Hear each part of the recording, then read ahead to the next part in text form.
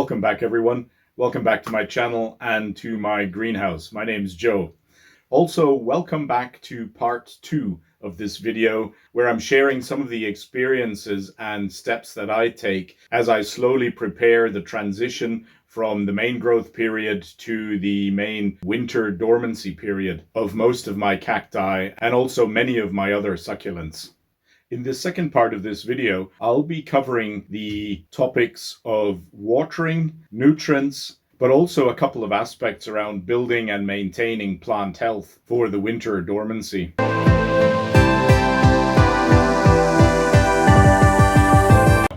To the point of watering and fertilizing, obviously this is the time now during the month of September to slowly start winding down the frequency and the amount of water that we're actually, certainly that I'm here in my climate, giving to my plants. Now, what I do during the month of September, as I say, is I look out a little bit for the weather also to make sure that I'm getting a nice warmer, sunnier spell, and I treat my plants, so to speak, one more time to quite a bit of watering, but no extra nutrients, so no fertilizer added. Now, when it comes to the all-important question, when do I actually stop watering my cactus ahead of the winter break? You know, that's a really, really good question, but there isn't really a single, universally applicable answer to that. Answering this question is going to depend on a couple of factors like, the type of cactus. A lot of the epiphytic cacti, in fact, so the leaf-bearing cacti, if you like, they are going to need a lot of watering still continuing into the winter period. But then again, a lot of the sort of globular-shaped and columnar-shaped cacti that originate from the more, desert and savanna grassland type of environments, they're going to need a lot less water during the winter. And a general rule that I like to apply is the cooler the cactus is temperature-wise, the less water it's going to actually be able to tolerate. But as I say, not only does it depend on the type of cactus, it depends on the size of the pot that you're growing your cactus in. A small pot with very little amounts of soil and substrate will actually dry out much faster than a large pot. Talking about pots, again, a difference whether you're growing your cacti in a plastic pot or a terracotta or clay pot. In the plastic pots, the soil is going to dry a lot slower. And then, of course, it's going to all depend on the ambient temperature.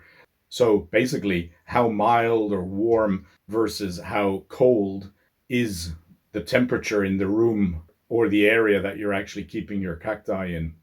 Because, of course, the warmer the climate or the warmer the room, the more there's going to be evaporation. And so the pots will dry much faster than if they're standing in a cool climate or in a cool room.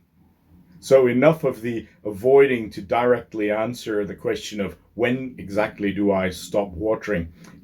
It's going to be a gradual process, like I've just explained.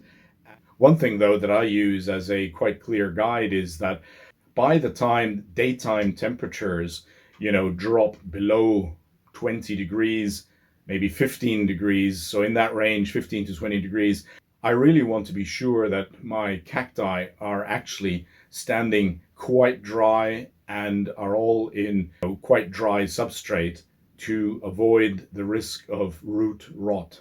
And I'm actually very glad that other very experienced cactus growers like Lynn from the fantastic YouTube video channel Desert Plants of Avalon, she just put a video out 1 or 2 weeks ago, which also is dealing with this topic of when do I actually stop watering my cactus ahead of the winter break.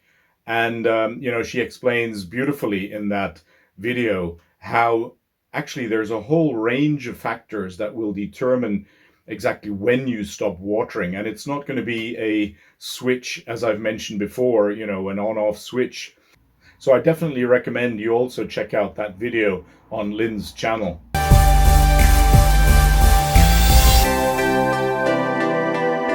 Now that's actually quite good segue to the final point that I wanted to raise, which is around the health of the plants, and that includes, of course, that they're not actually infested by pests. I must say I'm not a fan of chemical pesticides at all. I try and, in a way, proactively keep my plants as healthy as possible in order to avoid having to actually treat them with pesticides. However, of course, it's always possible to actually, especially import, if you like, pests. For example, if you're buying plants from nurseries or supermarkets where the plants might actually be infested, that of course is one route of getting pests, if you like, entering your collection. No matter how hard you try to keep them out, and no matter how hard you work to keep your plants healthy, it's bound to happen. It happens to all of us. It happens all the time that there's suddenly, aphids, there's mealybugs, there's all the usual suspects that actually want to also have fun with our plants. So that's something, of course, during this autumn period, being especially vigilant is really important, so that, as you're looking at your plants and you're dealing with your collection, you also keep an eye open, especially for potential pests, bugs that are entering your collection. What I do here, though, now during September, in one of my last waterings, if you like, is that I also combine a treatment against pests in a way proactively for the winter period by adding a systemic type of pesticide to the watering.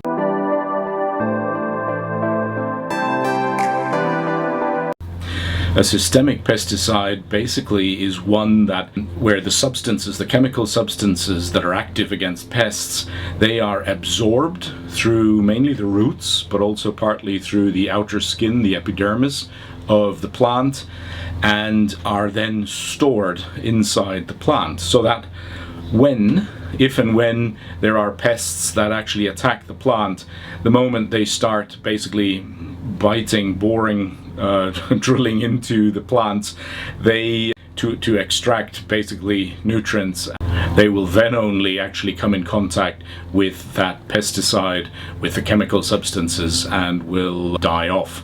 That, by the way, is in contrast to so-called contact-based pesticides. As the word says, as the name says, they actually already are effective upon direct contact with the pests.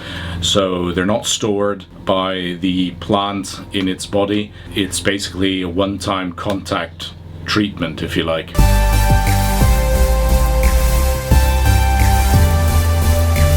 So around this topic of providing for a good, healthy environment to your plants, what is really important, I find, is to, during this period now of September, October, really clean up around the plants, tidy them up.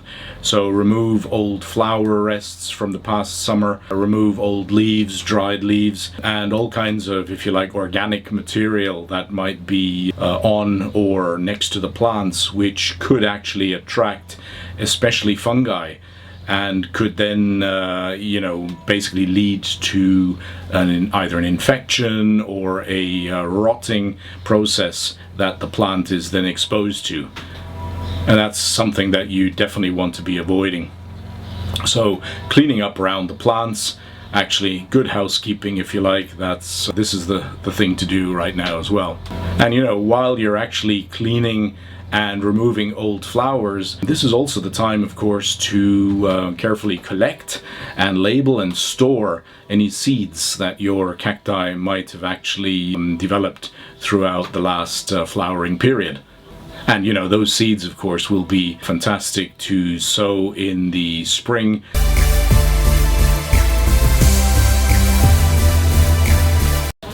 Now, the other thing that's really useful to do in this period, I really ensure for a lot of fresh air, a lot of ventilation, a well, aerated environment, if you like. You've heard me go on about this point in other videos. I do feel that it's very, very important that cacti are not actually standing around in, stagnant air.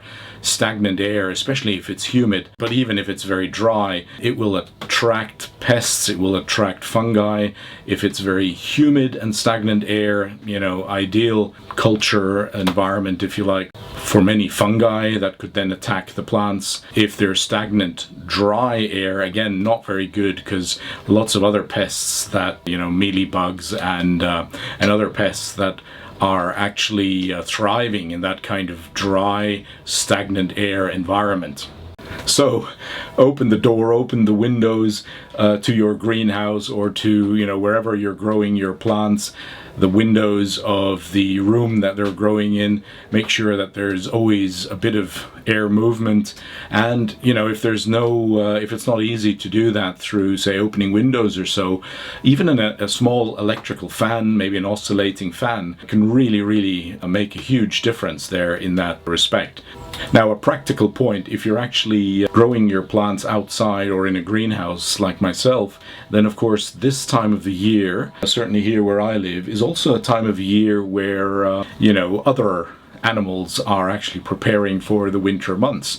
So it's actually a bit of a risk to keep, for example, the door of the greenhouse entirely open all night, because that can actually attract mice, for instance, that would want to come into the greenhouse and actually then discover that there's a whole, mini bar, maybe a maxi bar of really juicy snacks that they can feed on. Or they might actually start building a nest somewhere below the benches or something like that. So if you've got a greenhouse, do take care that you're actually, at least if you've got a door, for instance, what I do, I've got a door that is, it's a split door where the lower half of it actually can be closed while the upper half is still open. And so that's exactly what I do.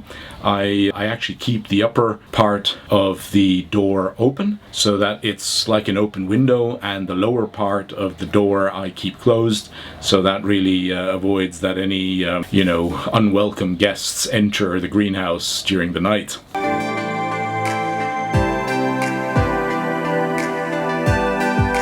Now, obviously, quite a number of the things that I've now been touching on may not be directly, or maybe not even entirely, relevant to where you're actually growing your plants and where you live. So really, this video is just meant to share a little bit of the circumstances that I have, and how I actually deal with these circumstances, and how over the years I've learned to have a little bit of a routine of transitioning from the main growth period into the dormancy period.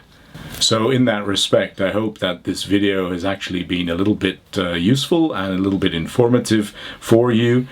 Anyway, that's it for today again, and I hope you actually transition your plants very successfully from the growth period towards the dormancy period. You navigate through the fall and autumn months. If you found this video useful, and I hope you did, then as always, I'd really be very happy if you gave me a like or you wrote a comment. And if you haven't yet subscribed to my channel, obviously I'd be thrilled if you did. Hope to see you very soon again. Have a great day, take care, and happy growing.